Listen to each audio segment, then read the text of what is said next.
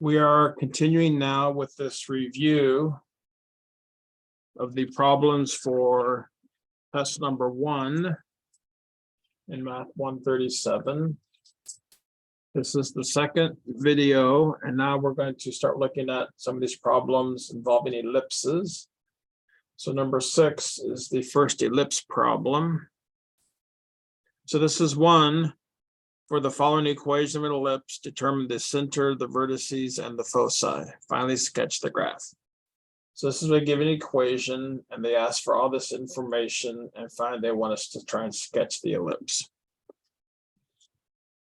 So whenever given the equation of an ellipse, the first thing you want to do is to see if it's in standard form. So once again, you grab your formula sheet, and now you look at the ellipse equations.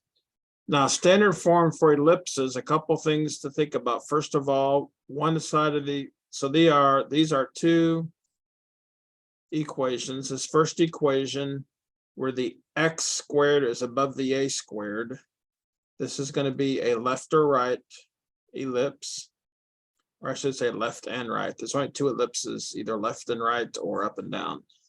This first equation is for left and right ellipses. Second equation is for up and down ellipses. You see here the y squared is above the a squared. And if you recall from the lectures in class, a is going to be larger than b, or a squared is going to be larger than b squared. So whichever number in the denominator is bigger, that's going to be the a squared. So by looking at these, let's see what I have. You see here, first of all, we have a 1 on the side.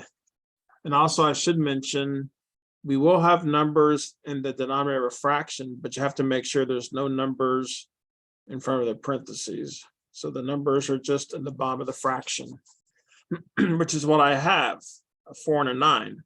Now the key is, which of these denominators is larger? Well, 9 is larger. That means this 9 is the a squared. Matter of fact, just to make it line up with our standard equations, I'm going to swap the order of these. And since they're being added together, I can switch the order. So let's write this equation like this.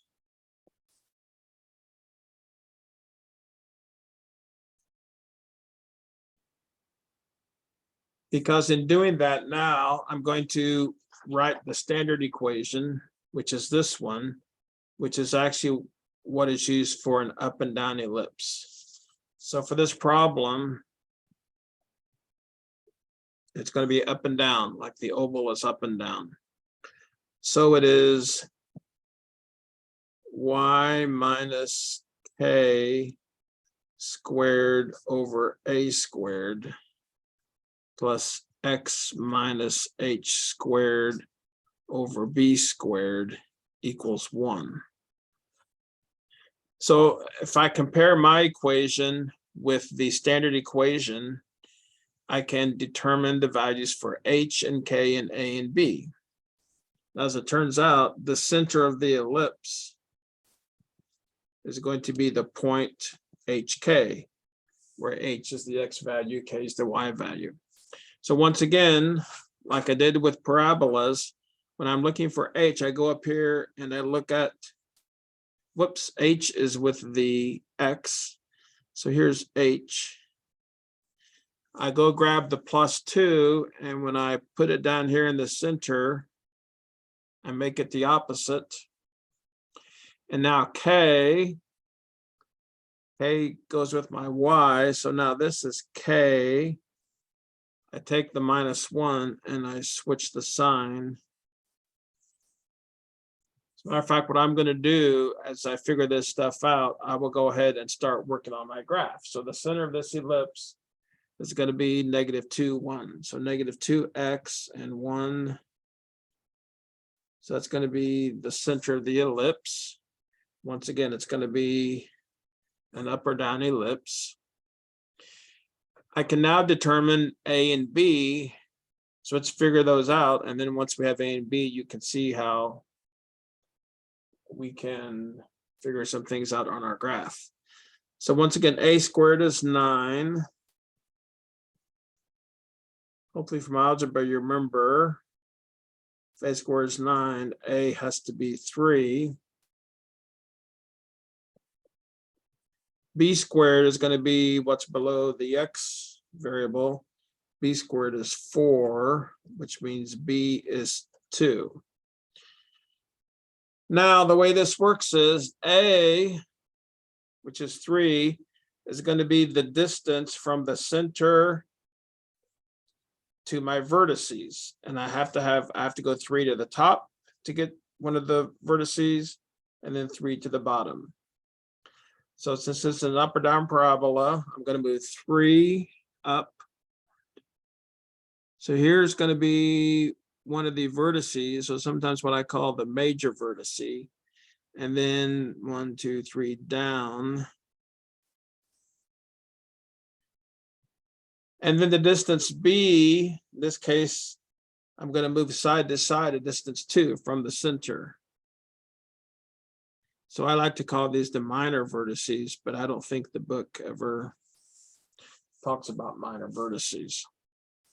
So now actually I can sketch in the ellipse.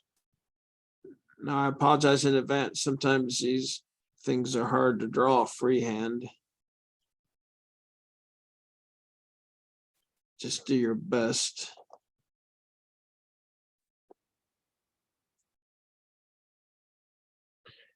So now I have pretty much most of what I'm looking for except one thing. So let's write them down. So the center, I've already done. There are 2 vertices here and here.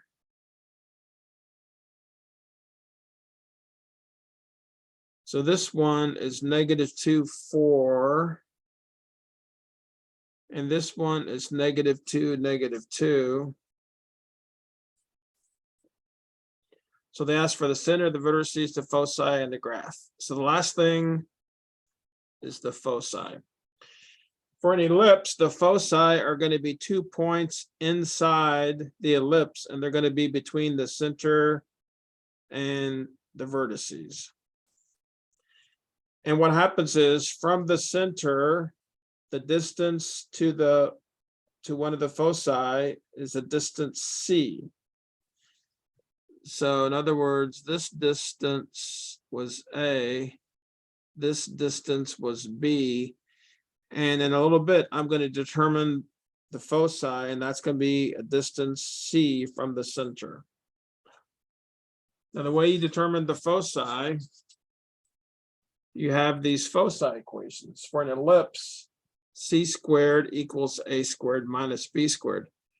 I already know A squared and B squared, so I can use this formula to find C squared and then to find C. So for the foci, the equation is C squared equals A squared minus B squared. A squared is 9, B squared is 4. So C squared is 5. What I really need is C. So if I take the square root of both sides, let me write it here. C squared equals 5. If I take the square root of both sides, I have C equals square root of 5. Now, for my answer, I'm going to leave the answer square root of 5, but just so I have an idea what that distance is, square root of 5 is like approximately 2.2. So if I were to try and plot the foci, which you don't have to, but just to see where they're at, this is saying from the center, I'm going to move up and down 2.2. So from the center, there's 1, 2, maybe it's right here. So that's like a foci, and then 1, 2, another foci. So you can see they're inside. So now here's how you can write the foci. The foci are these 2 points. Just to make it simple, the value of x doesn't change for these foci. It's -2. the value of y, here's what I can do. From the center, y is 1. And what I do is to get the one foci, I add square root of 5. And to get the other foci, I subtract square root of 5. So what I can do is, just to make it simpler, I can say the foci is a -2, 1, plus or minus square root of 5. So this is actually 2 points here. The first point is when you add square root of 5. The second point is when you subtract square root of 5. So now,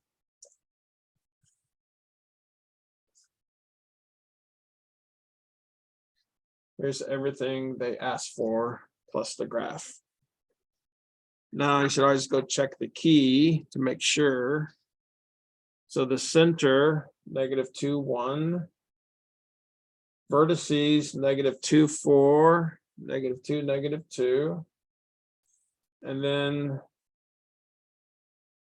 so here it was written as 2 different points, but you can see the x is -2 for both. And then it's 1 plus or minus square root of 5. And then the sketch of the graph. All right, the next ellipse problem is actually, they give you the graph of the ellipse and they want you to find the equation. Now, even though this is an ellipse, it's an oval, sometimes it's hard to tell. Hopefully you can see that it looks like this is an up or down ellipse. Looks like this distance from the top to the bottom is a little larger than from the side to the side. Matter of fact, I'm going from -5 to 5. Looks like a distance of 10. And here I'm going from -5 to 3. That's a distance of 8. So first of all, I notice this is an up or down ellipse. I'm going to go to my formula sheet and write down the standard equation for an up or down ellipse. An up or down ellipse is when the y is above the a squared. So the standard equation is y minus k squared over a squared plus x minus h squared over b squared equals 1. So if I'm looking to come up with the equation, I really need to get 3 things. HK is the center of the ellipse. So if I can find the center, I know H and K. A is the distance from the center to the vertices. And then B, this is from the center to the what I call the minor vertices, or the sides of the ellipse. So really, if I look at this graph, I think I can figure all this stuff out. For instance, the center. So if I'm going from -5 to 5, the center has to be 0 in the y. If I'm going from -5 to 3, -1, it looks like the center, which is HK, looks like it's -1, 0. So -1 is going to be H, 0 is going to be K. I'll plug those in a minute. Now, if I want to find the distance A is the distance from the center to my vertices. So from here to here, you can see it's 5, or if I go down, this is still 5. So it looks like A is going to be 5. So in a minute, I'll plug A in for 5 here. Then B is the distance from the center to the other sides. And you can see here, I'm going to distance 4. So basically, I have everything now that I need to plug in my equation. So y minus k, k is 0. So it's going to be y squared. A squared, A is 5. A squared would be 25. Now x minus h, h is -1. So x minus a -1 is x plus 1. And then b squared, well, b is 4. If you square it, it's 16.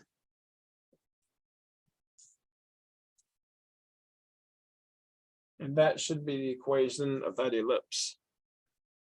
I go to my key. So this is problem number 7. x minus 1 squared over 16 plus y squared over 25. The order here is different than here, but doesn't matter since they're being added together. And this looks correct. So far, thankfully, I haven't made any mistakes, but you never know. So here's another problem we're going to skip. We don't do any more, but now looks like there's one more ellipse problem. Write the equation of an ellipse with the following conditions. Vertices 1, -1, and 1, 5, minor axis of length 5. All right, so here's a case where they've given you some information and they want to come up with the equation. So what do?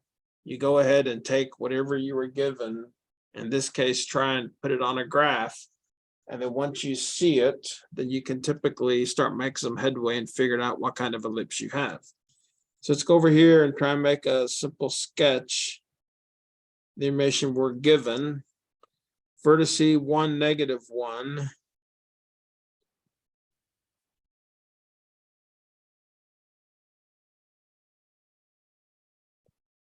So 1, -1, there's one of the vertices. And 1, 5.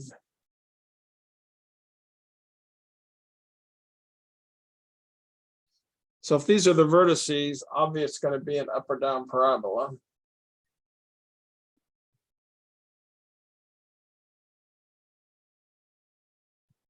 Now we have already talked the minor axis of length 5. Let me go up here to show you. So if this is our ellipse, this, I know this distance, here's the vertice, here's the center. That distance is A. The distance from the center to what we can call the minor vertice is B. The minor axis is actually the distance from one minor vertice to the other.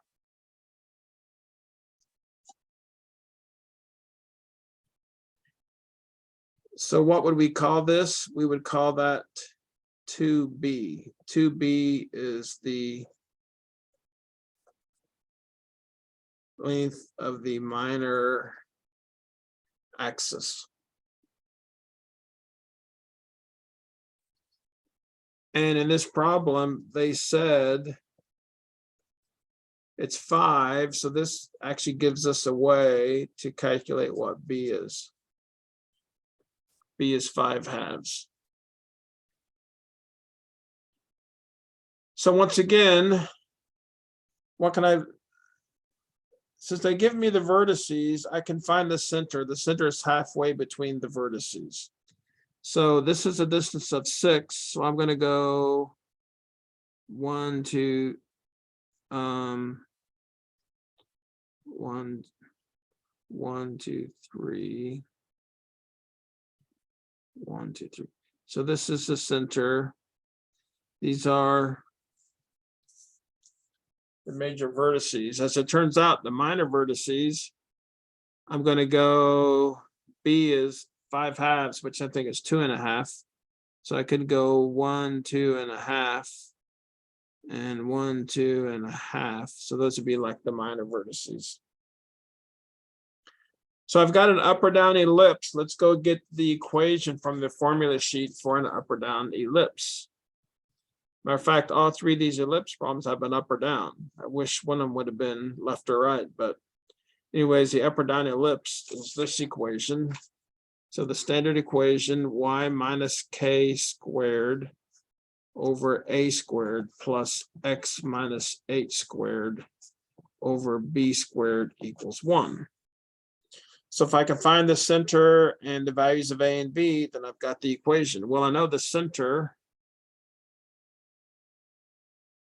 the value of x is 1, and the center is at 2. So there's h and k. And I know A is the distance from the center to the vertice. It looks like it's 3. I've already calculated B to be 5/2. So I've got everything now I need to find the equation. So y minus k is 2, y minus 2 squared over a squared, a is 3, so a squared is 9. X minus h is the x value of my center, so it's 1. X minus 1 squared.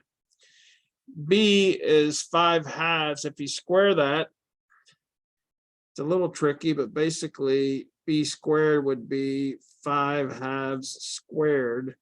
So you square both the top and the bottom, and you get 25/4 equals 1. Now we're sort of done. Now, the one thing which I guess is not required, but normally in math, in the past, you don't normally leave an answer with a complex fraction, right? That's what this is. We have a fraction in the denominator. On the exam, since the WebAssign, our homework called this okay, I will call it okay. But what some people might do is simplify this complex fraction. If you do that, then this would be your equation. What happens is the 4 gets moved to the top. So sometimes you might see the equation written like this. Either one of these is fine. Matter of fact, I wonder what they put on the key. This is number 9.